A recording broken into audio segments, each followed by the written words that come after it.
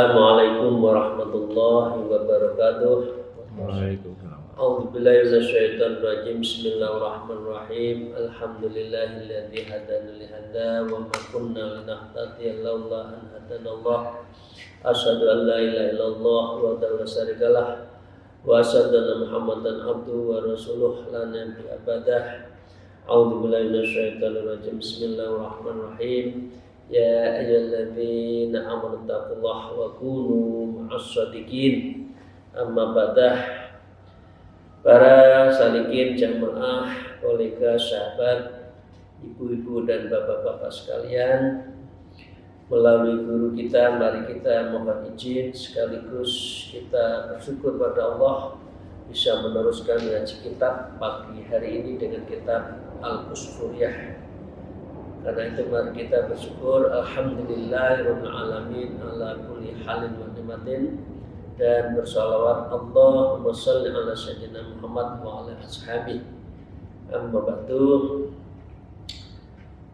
Para jamaah rahimahullah, mari kita lanjutkan. Kita akan membahas hadis yang kelima di dalam kitab Al-Usfuriyah. Wa qala al-mu'allif fi hadzal kitab wa nafa'u bihima bi ulumiha fid dharain amin ya rabbal alamin. Al-hadisul khamis, hadis yang kelima. A'udzubillahi minasyaitonir rajim. Bismillahirrahmanirrahim. An Abi Dzar al-Ghifari radhiyallahu ta'ala anhu annahu qala qultu ya Rasulullah alimni amalan yuqarribuni ila jannah wa yubaiduni minan nar. Hadis yang kelima diceritakan dari Abi Dzar al-Ghifari radhiyallahu anhu. Beliau berkata, qala, ya, qultu, saya berkata, kata Abu Dzar, ya Rasulullah, alimni amalan yuqarribun ila jannah. Berikan amalan kepada saya yang amalan itu yuqarribuni, yang bisa mendekatkan saya ila jannah, yaitu masuk surga. Ya. Wa yubaiduni minan nar, dan menjauhkan saya dari api neraka. Jadi ini cerita Rasulullah dengan Abu Dzar dan para sahabat. Abu Dzar bertanya seperti itu karena amalan itu kan banyak sekali. Kemudian beri kepada satu amalan yang sangat dan cepat mendekatkan saya kepada surga dan menjauhkan pada neraka. Itu pertanyaan dari Sayyidina Abu Dzar al-Ghifari. Qala, maka Rasulullah bersabda menjawabnya, idza amilta sayi'atan fa'atbiha hasanatan.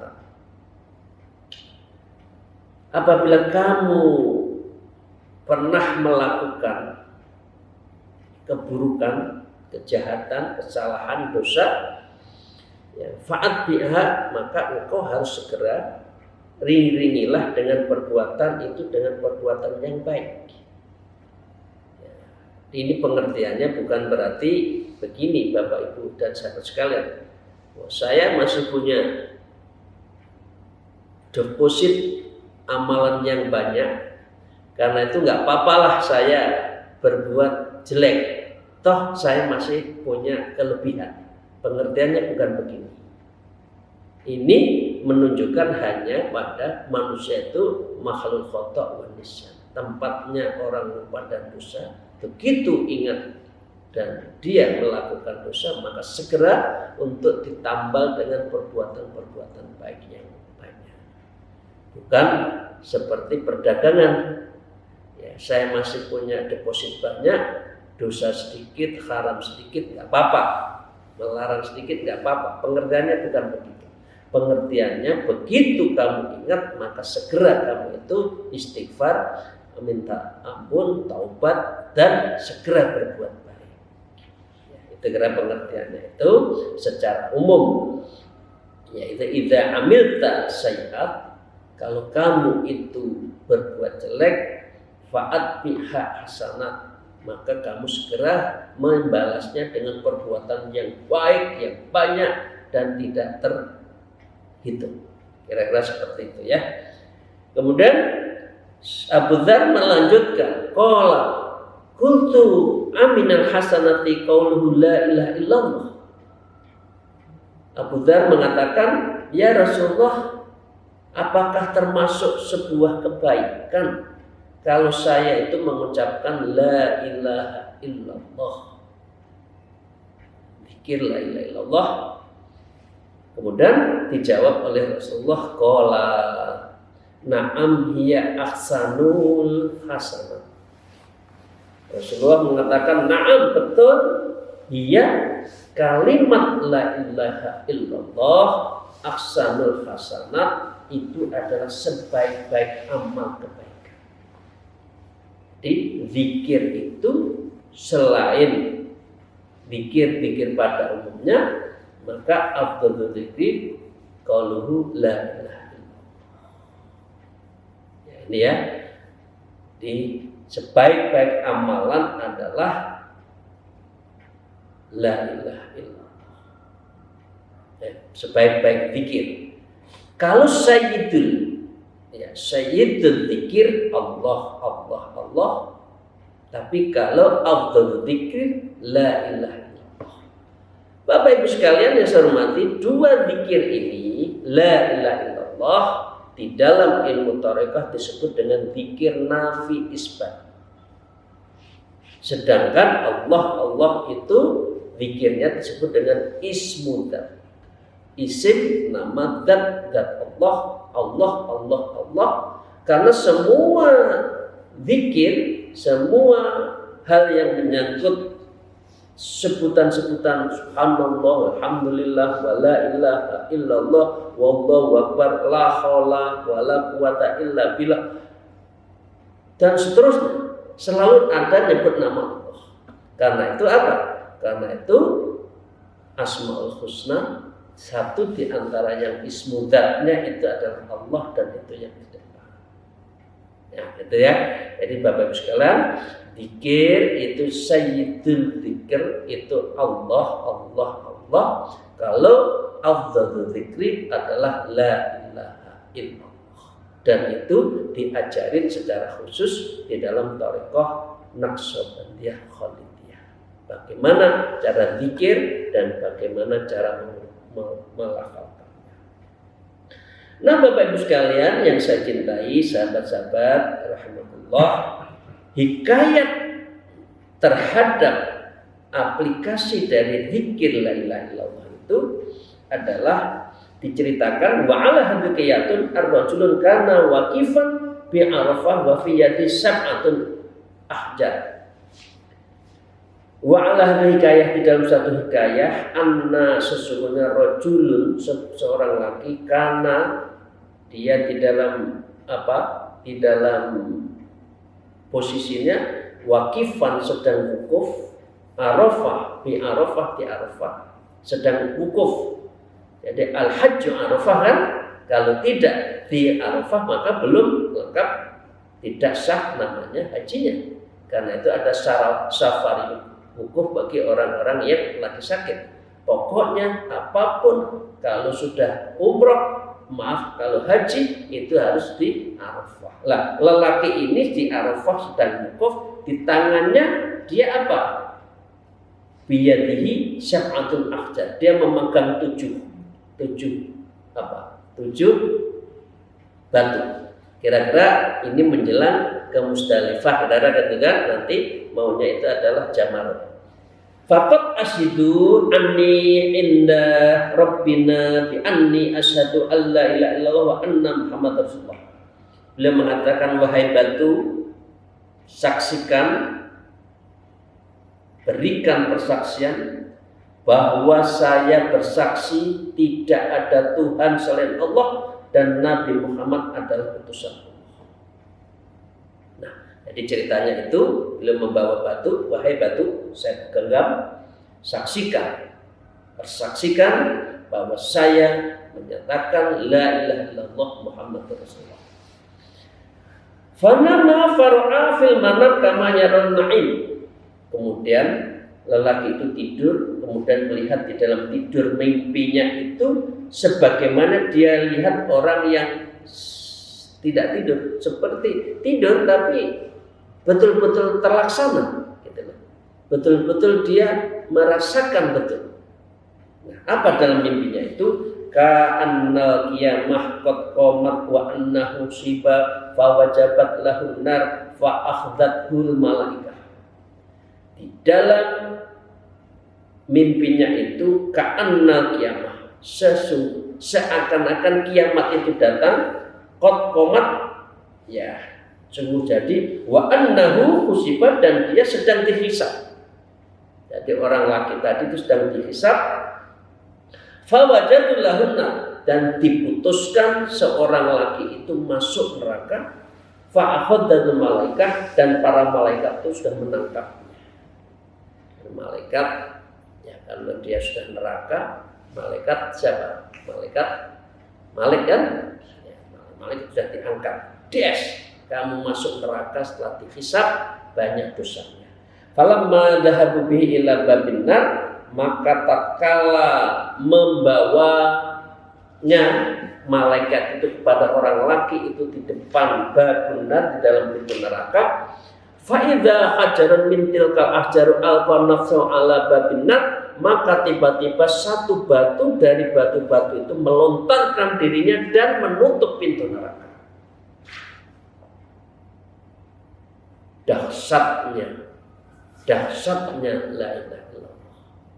Kemudian pintunya ditutup oleh salah satu batu. Fastama'at malaikatul adzab ala raf'i falam yutiku, maka berkumpulahnya para malaikat yang siap menyiksa untuk mengangkat batu itu.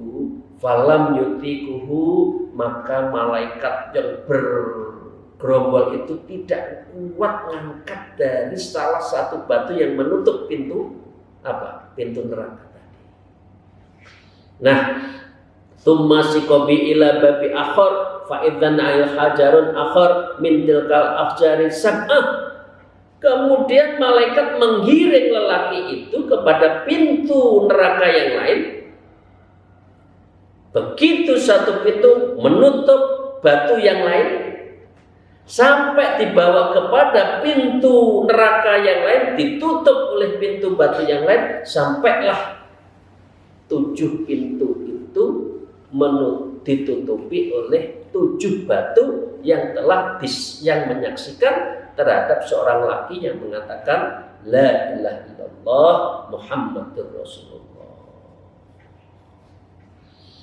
Wa kana ala kulli babin hajarun min tilkal ahjar, dan adalah di depan pintu itu ada satu batu tersebut.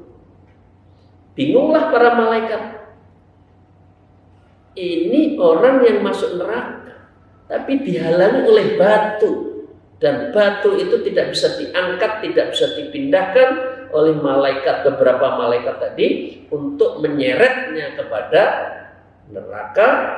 Maka dengan demikian tsumma siqabihi ila tahtal ars, kemudian malaikat itu lapor membawa sisa orang itu kepada Allah di ars. Apa?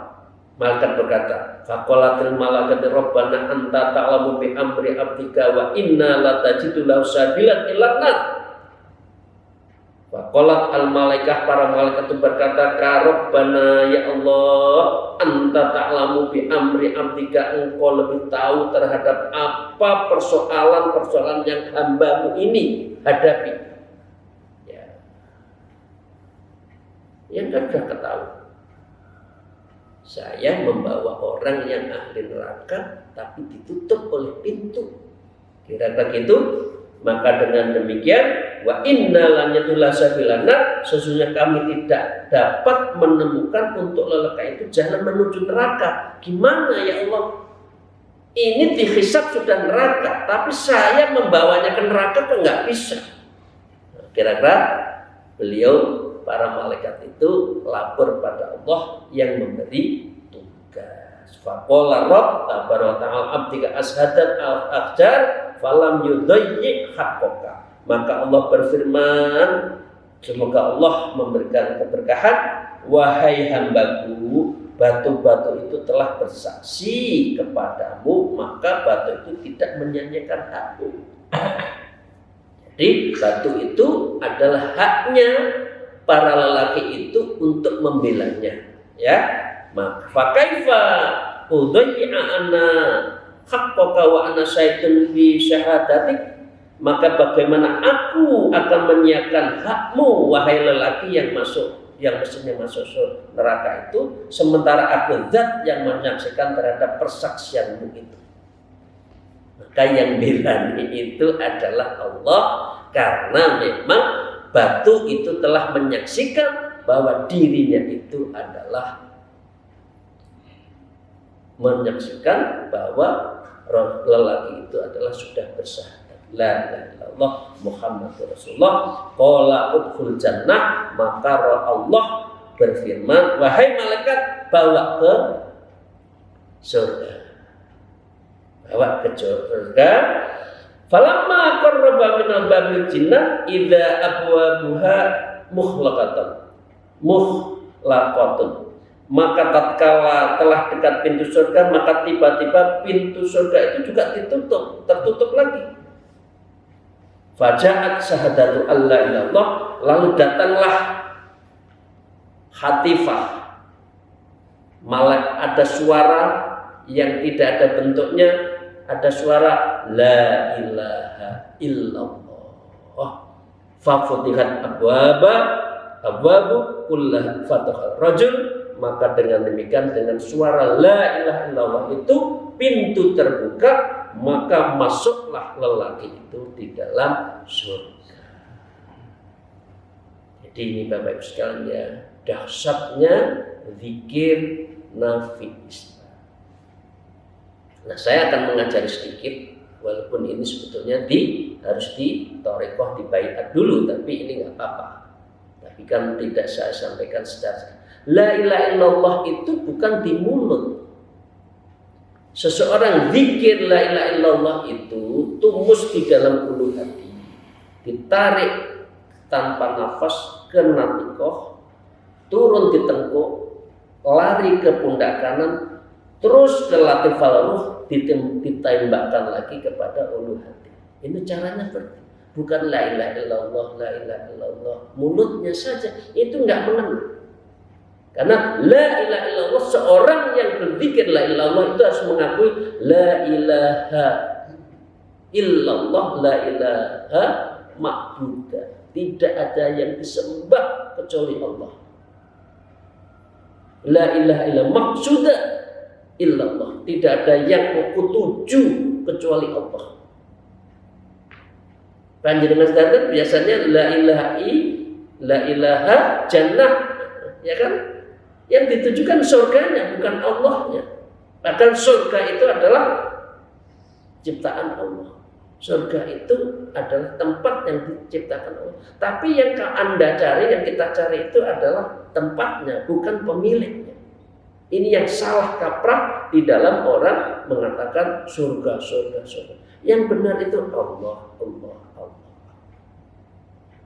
Dan yang terakhir, la ilaha illa mahbuba illallah, tidak ada satupun yang hanya dicintai kecuali Allah.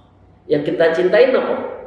Dunia, kekuasaan, jabatan, anak, istri, ya, melupakan pada Allah.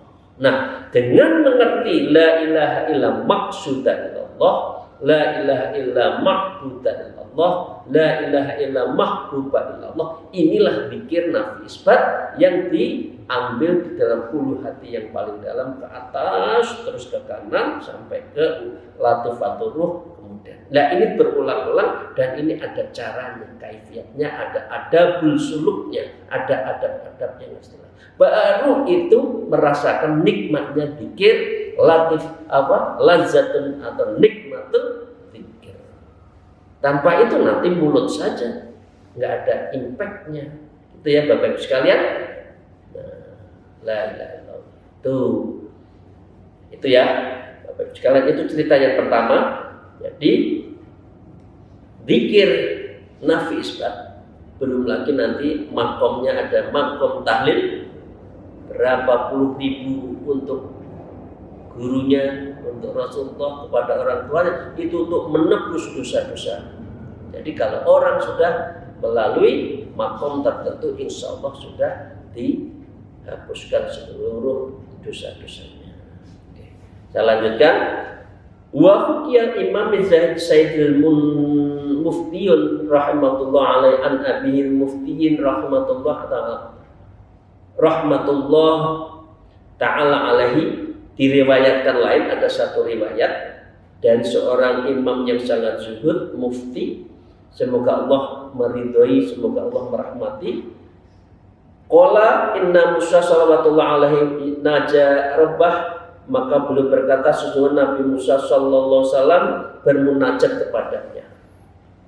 Faqala ya Rabbi khalaqal khalqan, wahai Tuhanku, engkau telah yang menciptakan makhluk, wa rabbatahum bi nikmati wa rizqika, dan engkau telah memelihara mereka dengan nikmatmu dan rezekimu.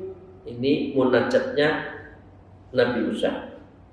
Tsumma tas'aluhum yaumil qiyamah finnar, kemudian engkau menempatkan mereka pada hari kiamat itu ke nerakamu. Mengapa ya Allah, orang itu sudah baik, diberi rezeki, tapi orang ini kok masuk neraka? Fa'auhallahu ta'ala ilai an ya Musa kum fazra zar'an. Maka Allah Ta'ala mewahyukan kepada Nabi Musa, wahai Musa, bangunlah, lalu kamu tanamlah benih tanaman. Jadi Nabi Musa dapat wahyu, umatnya suruh nanam. Farzara'u wasaqahu wa qamu alaihi hatta hasadahu wa dasahu. Lalu Nabi Musa menanam dengan umatnya benih-benih tanaman, belum menyiramnya, belum memelihara, hingga belum memanennya, dan belum menebahnya, memilah-milahnya. Kemudian panenlah apa yang disampaikan oleh Allah melalui Nabi Musa. Faqala lahu ma fa'altu bi zar'ika ya Musa. Lalu Allah berfirman, wahai Musa, apa yang kamu perbuat dengan menanam itu ya Musa? Dengan tanaman itu kamu apain saja ya Musa? Qala qad rafa'tu, sungguh aku telah memanennya semua. Tidak ada yang tersisa. Kami dengan umat itu memanennya semua. Qala Allah Ta'ala fama tarakta min syai'an. Kemudian Allah bertanya, lalu apa engkau tidak tinggalkan sedikit pun dari tanaman itu? Qala ya Rabbi mata matartu ila ma la khairan fihi. Maka Nabi Musa bersabda, wahai Tuhanku, tidak ada yang saya tinggalkan, semua saya panen, semua saya makan, semua untuk umat saya, kecuali tanam yang tidak ada kebaikan padanya. Jadi kalau apa ya? Kalau dulu waktu saya masih ikut bapak saya di kebun, itu nanam tebu, tebunya tebu sunten, tebu apa? Sunten ya. Sunten itu tebu yang jelek, benihnya dibiarkan saja lah, nggak akan hasilnya. Kalau padinya itu pohon yang lagi gabuk itu nggak ada hasilnya, dibiarkan saja. Maka dalam posisi itu Allah bersabda, qala Allah ya Musa fa inni adkhulna malan khaifi. Hai Musa, sesungguhnya orang yang menanam sesuatu dan diambil semuanya itu untuk dirinya dan tidak ada tersisakan untuk yang lain, aku masukkan neraka. Jadi dengan demikian ini makna sosialnya, rezeki itu ada hak sosial Bapak Ibu sekalian. Ada zakat, ada infak, ada sedekah, ya. Jangan dipek sendiri, nanam sendiri, dimakan sendiri, tetangganya kurang dibiarkan, tidak boleh. Ini menunjukkan aspek sosialnya seperti itu. Nah, dengan demikian Nabi Musa berkata, orang yang menanam artinya bisa, ini pengertiannya umum, orang yang menanam, orang yang dagang, orang yang mendapatkan rezeki dari Allah tetapi tidak menjalankan hak sosialnya, masuk neraka. Kemudian ditanya oleh Nabi Musa, qala Musa man huwa? Berkata Musa, sinten niku ya Rasulullah, orang kok seperti itu, kelihatannya sugih, kelihatannya punya jabatan, kelihatannya punya kekuasaan, tetapi kok tidak merasakan maknanya kepada orang banyak, kok mereka masuk neraka, itu apa? Qala alladzi yastaqifu ayyakula la ilaha illallah Muhammadur Rasulullah. Allah berfirman, orang yang menahan diri tidak mau mengucapkan la ilaha illallah Muhammadur Rasulullah. Jadi di pengertiannya, baik pengertian dari physically muamalah, orang yang tidak mau berbagi, hidup untuk diri sendiri, maka dengan demikian dia tidak bermakna orang lain, bisa masuk neraka. Karena itu saya izinkan sejak mahasiswa saya mempunyai moto, hidup bukan untuk diri sendiri, berbagi ya, apa saja, ya, fisik, non fisik, ya, ilmu kalau punya ilmu dan sebagainya, berorganisasi, kader, nah siang malam berkali-kali sampai umur 60 pun masih memberi mapaba, ya, LKD, itu tiada lain adalah untuk berbagi. Ternyata dalilnya seperti ini. Orang menanam untuk diri sendiri, dia tidak menyisakan kepada orang lain, bisa masuk neraka. Dan diibaratkan orang seperti ini adalah orang yang menahan, tidak mau zikir la ilaha illallah Muhammadur Rasulullah, tidak mau nyebut nama Allah, Allah dzikron katsiran, zikir sebanyak-banyaknya, maka ini adalah orang yang menahan zikirnya, itu berarti dia masuk neraka.